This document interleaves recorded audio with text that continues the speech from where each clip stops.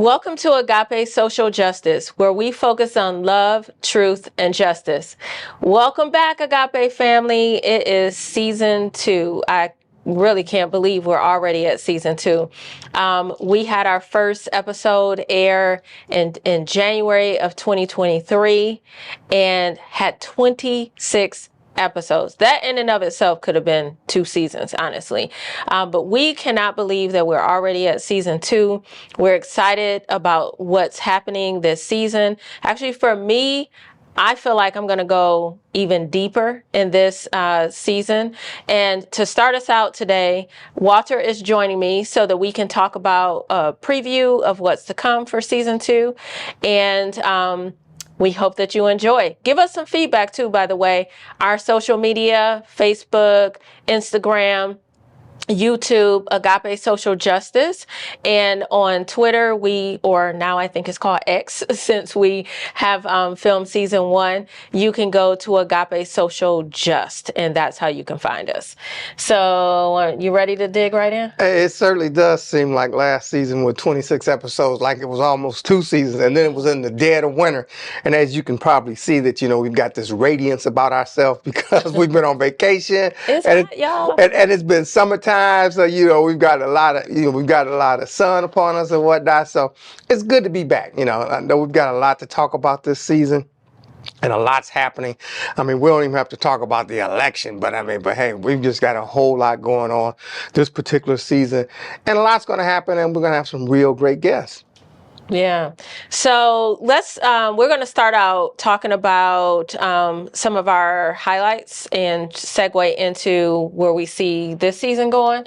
So your thoughts transitioning so during the summer, we had the replays, right? We had some of people's favorite episodes. I interviewed you actually and got some of your favorites. So that's what people were able to see during the summer. So moving into season 2, we're going to talk about some global perspectives as well, right? And I know you have Pastor Wilson who's coming on. So an individual that I worked with when I was a Michigan State Trooper in the city of Inkster. He runs a ministry there that spans well beyond that of Inkster, and actually he's the only person to have a religious service in the UN on a regular basis. And he's got some stories. He's got some transformation stories. He's got some testimonies as it relates to bringing forth the word of God in that environment. So really excited about Pastor Wilson.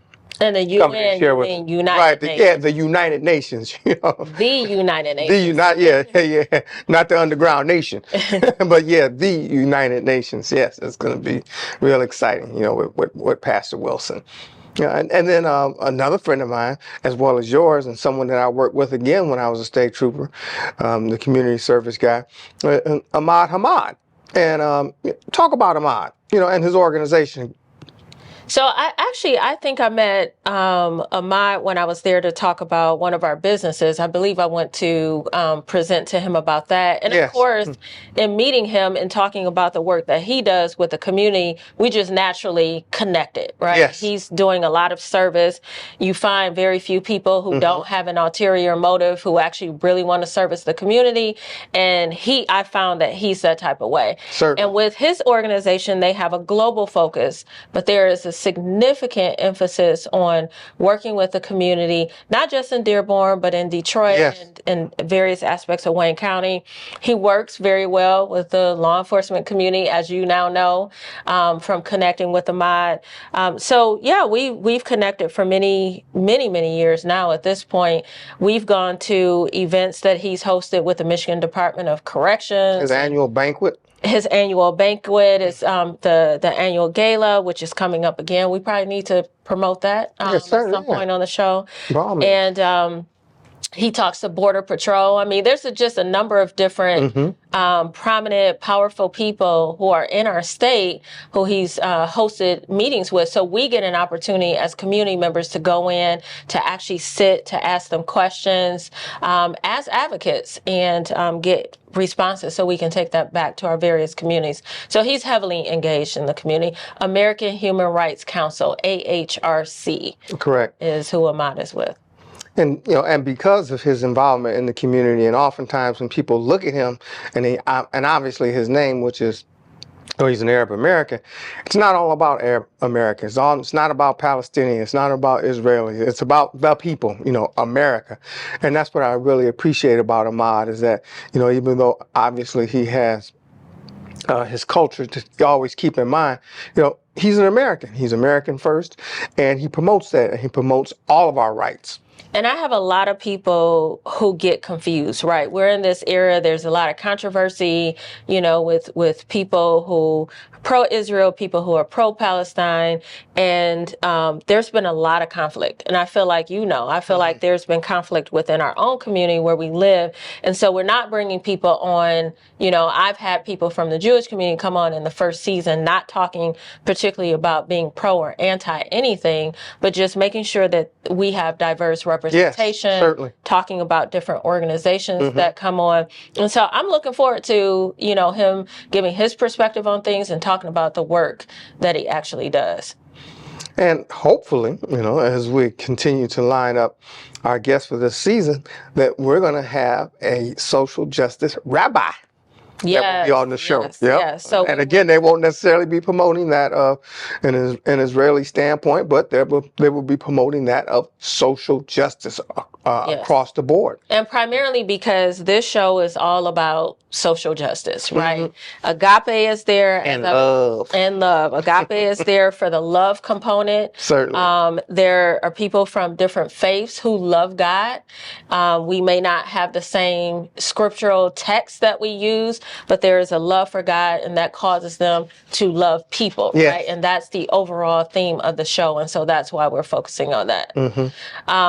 Social justice, meaning that we're looking at social issues. There are a lot of people who see social justice with this negative connotation, and they immediately go to politics. Right. There is an interconnection in terms of, I think it was Tia Marie who might have come on the show who talked about politics is really just policies, right? And how we implement policies in our everyday life. And so what I want people to understand is that when we're talking about social issues, that's what's happening in people's lives on a daily basis. Sometimes it's a situation that bubbles up and surfaces that we've never addressed before, but that we need to address it. It's not necessarily a partisan issue all the time because there are things that happen that affect everyone. And so we also want to make sure that we kind of explain, what do we mean by social justice? And if we can't serve the people with love, we're not serving. Because when I think about our Lord and Savior Jesus, and it's not a religious program,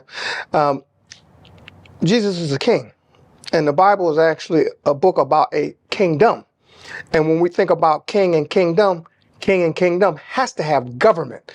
And when we speak of government as it relates to the Bible, we're talking about serving with love. So, that's exactly what we should expect in terms of from our government, from our politicians, from our statesmen and stateswomen, in terms of a service that's based around agape, around love. So, yes. All right. I'm with it all day, every day, as you know. So in addition to them coming on, I want to have some segments where there's going to be an opportunity where you get to interview me.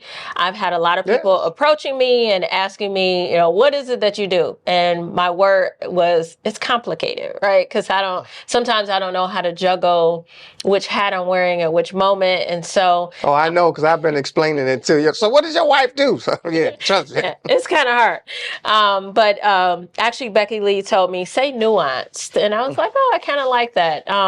But it gets difficult when, as an advocate, as an activist in the community, as you know, it's just like what we hear in the church, right? The work is plentiful, but the laborers are few. And so what you find are the same advocates in a lot of different spaces and taking up a leadership role when there is an absence of someone doing that. So we've experienced that in the church. Now we're experiencing that in the community. So I want to just kind of flesh out some of those things and why we do what we do in the community, what we're going to do moving forward. So that'll be coming up.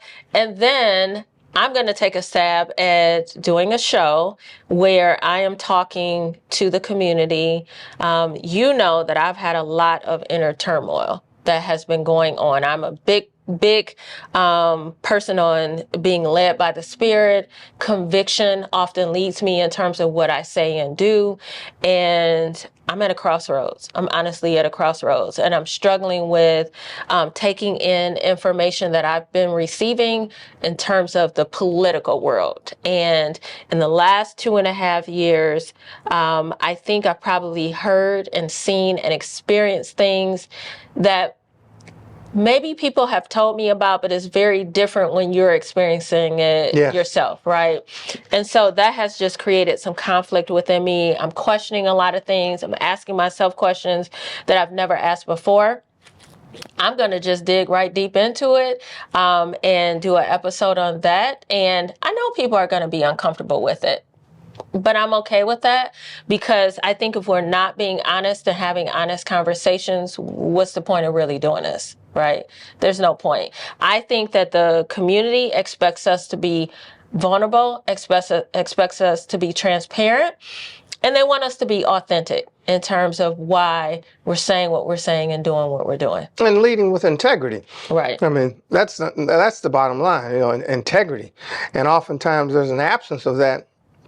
And I'm not picking on any one particular party, but just in politics as a whole. And the point that I always like to make is that, I'm not looking for a politician. I'm looking for a statesman, a statesperson, a stateswoman. That's an individual that really has a martyr mentality. Not to say that our life may be required, but if we walk into a situation believing that I'm willing to give it all, that's the type of person that you want to serve you on a political level, on a governmental standpoint, because again, going back to our Lord and Savior, he put it all on the cross. I'm glad you said that too, because when I do that political episode, I'm going to talk about what puts people in the position of not being a martyr, of not taking that risk and kind of laying it all on the line, because a lot of times there's fear, and I'm going to talk about where that fear comes from, right? Very few candidates do we see even running for office. I'm not even going to say getting elected and assuming a role, but running for office, they restrict themselves because of the perception that they think that people will have about them.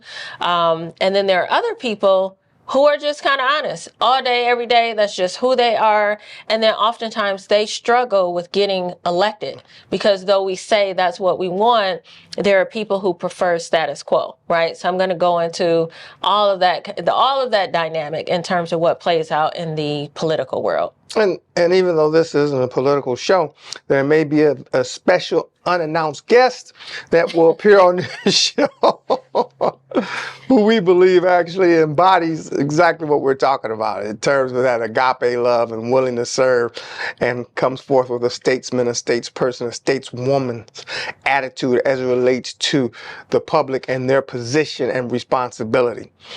So we can't announce it yet, but I never know. Mm-hmm. All right. And then there is, I don't know if I should call it a hot topic, because it's not really a hot topic. A lot of people still have not heard about the Willie Lynch letter, but it's something that has really been on my mind for years now. I think during the pandemic, when we saw a lot of the protests, had a lot of conversations with people about not just what's happening within the system and institutions, but what's happening in our own community, meaning the Black community. And within our own families as well. And within our own families. And so I've wanted to have this conversation for a long time, and we're going to go for it. We're just going to go for it on this show. And I know we will probably get some pushback. We'll probably get some eyebrows raised, but that's okay, because when you're talking about what really happens in our households, in our neighborhoods, in our communities, in our businesses, everywhere we go, we have to look at those systemic issues. And I'm particularly talking about systemic racist behaviors, processes that are in place within these institutions, but also things that we are perpetuating ourselves. Our own personal psychology. Exactly. And so we're going to delve into that. But let's... And that might be a great conversation to have actually two guests on at the same time. that obviously are experts and have a lot to talk about as it relates to that subject. So we'll see. Yeah, may be able to may be able to interview two people at the same time, because that is a hot topic. Yeah. Like Wendy Williams, a hot topic. Mm-hmm. So let's talk a little bit about the Willie Lynch letter, just to kind of give people a preview, because I feel like they're going to need to prepare for that episode before we actually do it, right? I mean, this is debatable. There are some people who think that the Willie Lynch letter is actually not a real letter, that someone created that. It's not real. So there's been a debate. But I know you've done a little bit of research on it. So do you want to mention that? Yeah, they tend to believe that it's not a historical document. And, according to information that's out there, it came forth in 1712 from, as we know, slavery, the transatlantic slave market, it really went from Africa to that of South America, because that's where they indoctrinated, our captive African heritage, and then they brought us to the New World.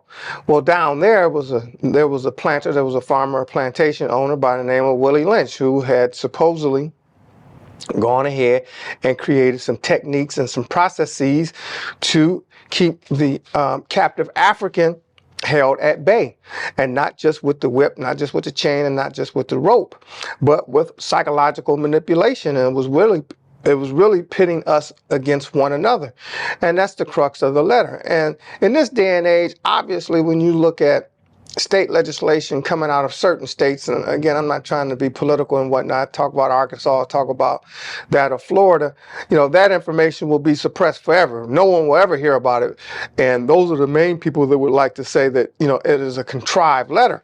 But when we look at it from the effects of what the letter espouses today in our life, it just rings with that of truth. Or so I say, it rings true. I don't want to say truth, because truth never changes, but it rings true. So it's worth examining, because it's so applicable to what's going on in our lives. When we talk about colorism, sexism, and then when we even go further and talk about that of gender and gender preference and that type of thing, all of that comes into play in terms of how that letter espouses how you keep a nation, or how you keep a people divided amongst themselves, so that they are dependent upon that of the majority, or the superior, or the race that's in control.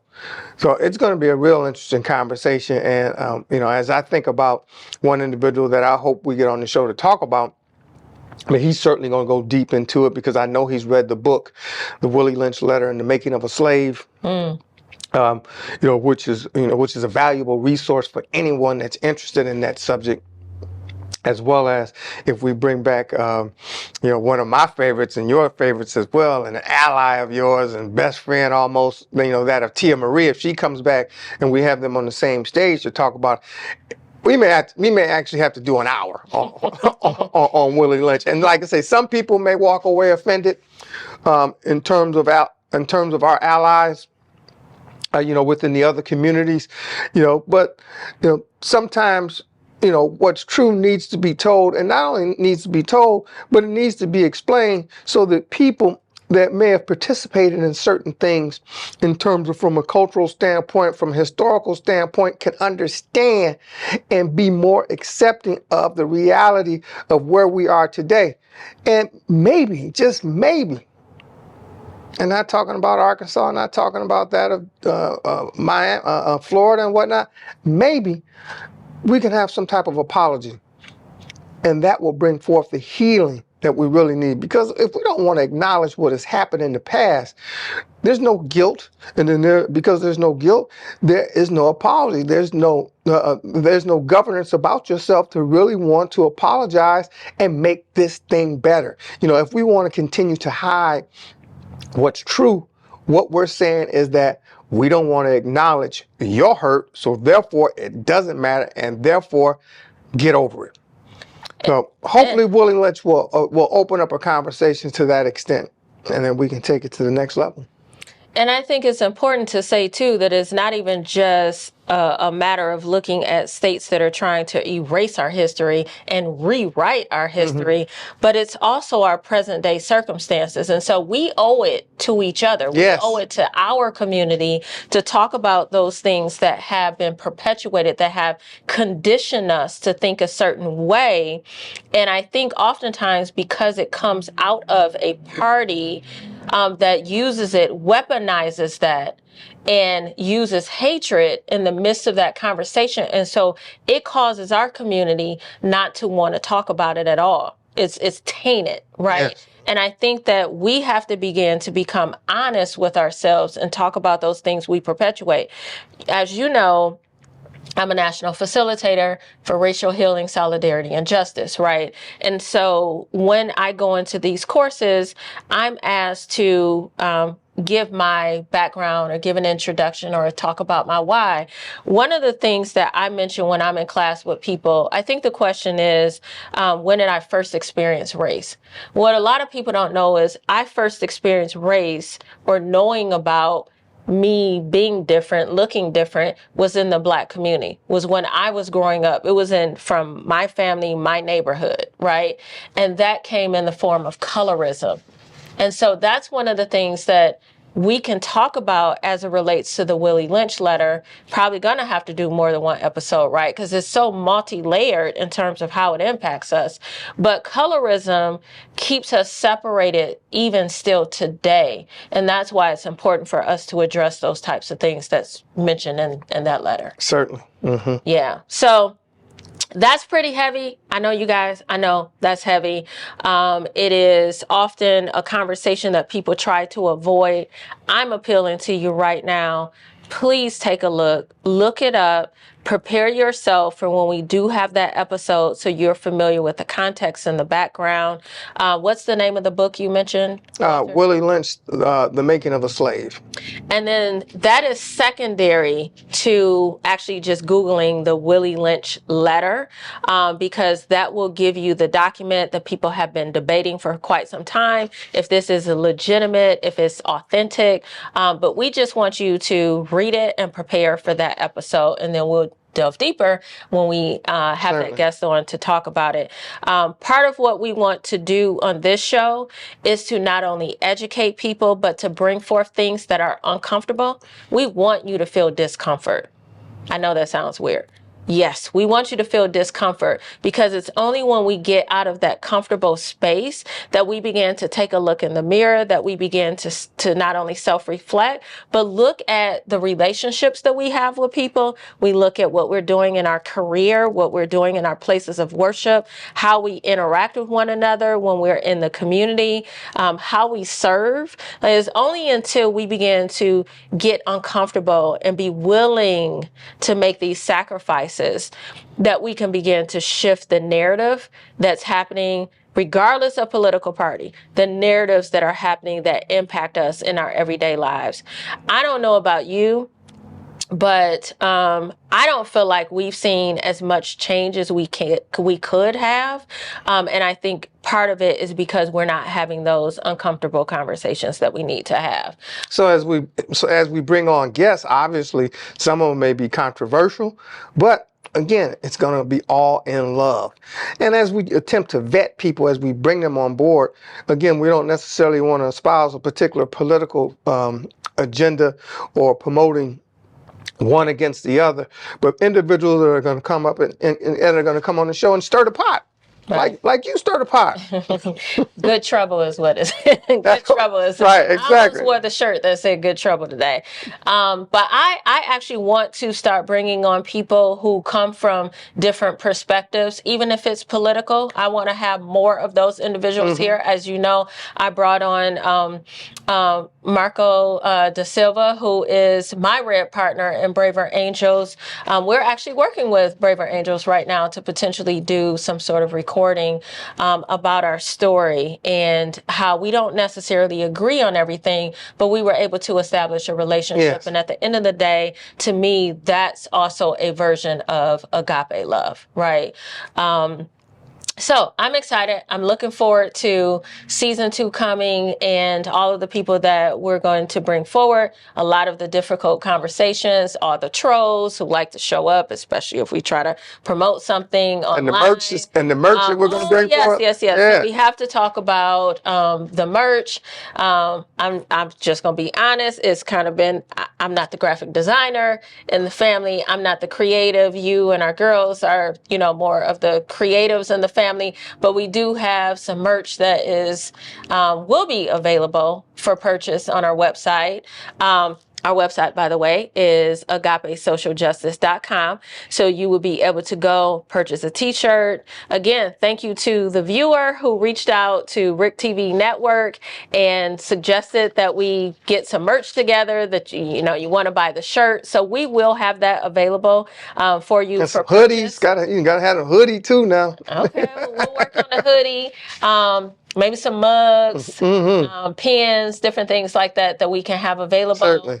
I want by next summer for us to be in the community a little bit more, doing some things, maybe some vendor tables. Yeah, some live broadcasts or some broadcasts on site, that type of thing. By all means. Yeah, Certainly when we talk about Juneteenth celebrations. And one of my ideas in terms of Juneteenth is that in the metro area, we need a parade. You know what I'm talking about? I'm talking about a real parade in terms of where we demonstrate and we display, our brilliance and our accomplishments as it relates to that of us as an African American community. And what more appropriate day? Juneteenth. Just an idea. And certainly someone's going to pick up on it. And if they do, we'll be there, on site doing a little interview. There was actually a parade. I know of at least one city that had a parade this past Juneteenth. I believe it might have been their second year. But I know your vision is much larger with something like Texas, because Texas, they make it whatever they do down there, they make it big. So they have a big parade or something like that. Well, some things big are good, and some things big are not so good. But we will make sure we circle back to that idea as well. But I would love to get in the community, do some live shows as well. That's pretty exciting. But we'll do new and exciting things and delve deeper and get people out of their comfort zone. Yes. Right. So I also want to make another appeal for you guys to help us out on social media. We need to gain a following so that people can start getting into these conversations again, not to just educate, so that we can figure out how to create the change that we want. So go to Facebook. If you're on a Facebooker and you're on Instagram, go to Instagram, Agape Social Justice. I was going to say Twitter again. On X, we are Agape Social Just. And on YouTube, please share our Agape Social Justice YouTube channel. And then that way you can go back and even watch old episodes. Under the community tab on Agape Social Justice, you can watch all of our prior episodes. And got to give a shout out before we leave to Rick TV Network. Certainly. Black owned TV network. Go to Rick TV, RICC.TV is where you can watch us, but then they also have a YouTube channel. You can go back and not only see our episodes, but there are other hosts who have shows, and we would love for you to watch them as well. Certainly. All right. Because we've gotten a lot of great feedback from the show. However, they haven't put it on their social media. Yes. So I'm told our age bracket doesn't do a whole lot of commenting. You guys, we need you to comment, not just DMing us and texting us, but having a conversation online as well. But we thank you for tuning in to starting out with season 2 with us. And we look forward to seeing you down the road. Take care. Blessings. God bless.